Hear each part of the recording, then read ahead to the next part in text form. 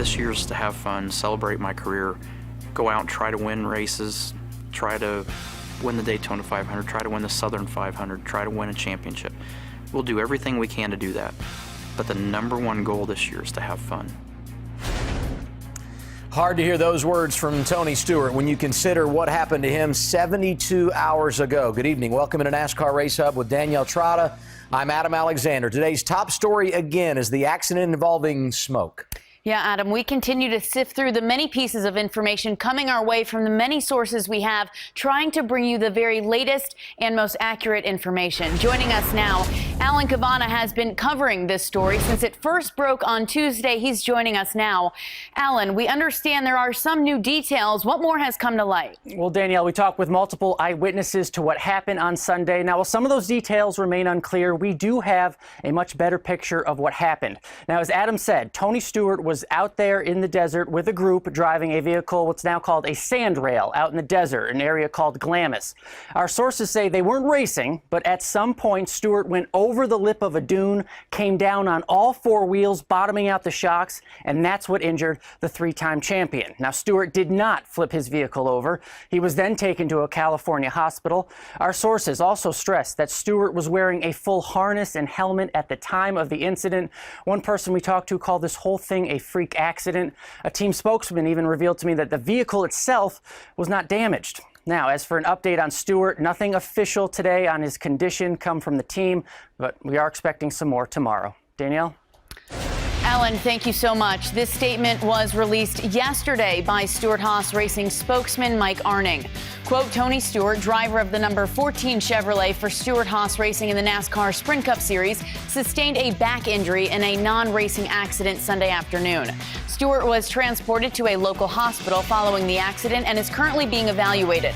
Stewart is awake and alert and able to move all extremities. An update will be provided Thursday afternoon when more information is known. Your 2015 NASCAR Xfinity Series champion, Chris Buescher, reigning champion, not defending champion, because you're moving on up to the Sprint Cup Series. Welcome to NASCAR Race Hub. Yeah, I appreciate it. We got big changes coming this year. Going to Front Row Motorsports, but in alliance with the Roush Fenway organization, which is where you won your title. So take us through the thought process as we get ready for 2016 running at NASCAR's top level.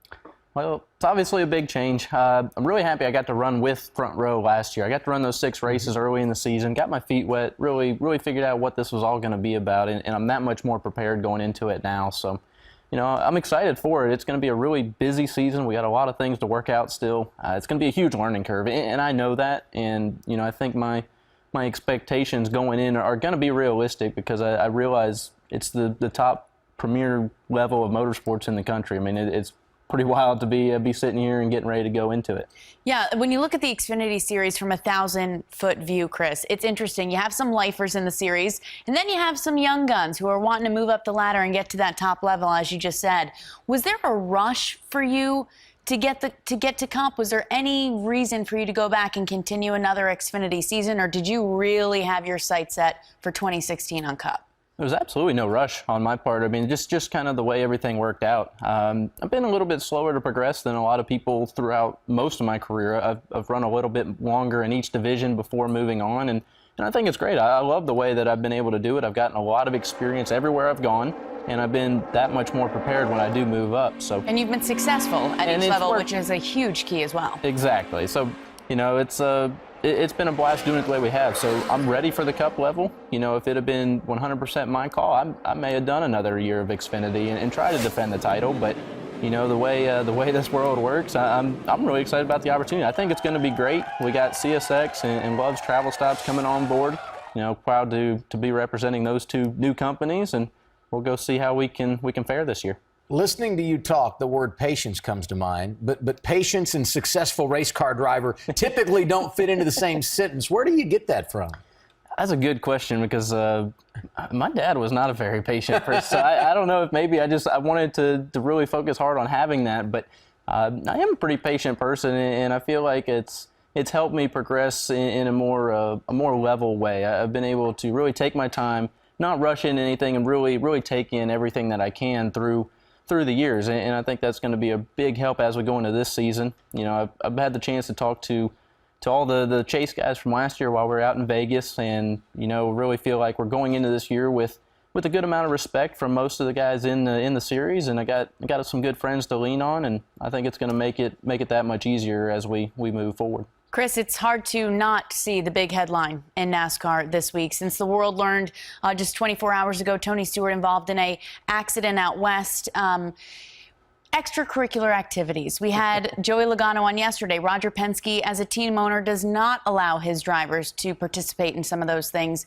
AJ Allmendinger, from his own experiences, said, yeah, I'm kind of being more careful as my career moves along. Where do you find yourself, and what does Jack tell his drivers?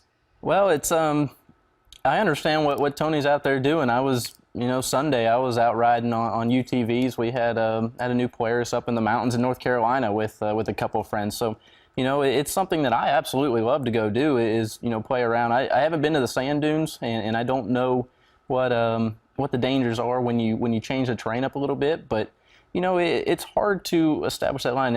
In one aspect, you got to live your life. I mean, you could fall down the stairs in the morning if you really weren't paying attention. I mean, it's hard to really put a solid in paper word that says you cannot go do these things. And I understand some people do, and I think Jack has been a little bit more relaxed on the side of you can go do these things, but keep in mind that consequences of you getting hurt are detrimental to your career, or it can really set you back in your career. So when we go out and we go ride and we go have fun, we try and be as safe as possible. Use a little common sense. Try and have a little common sense. So that's the big word right there. We appreciate your insight. Thanks for being here, and good luck in your rookie campaign in 2016. Appreciate it very much. We'll go have some fun and put on a show.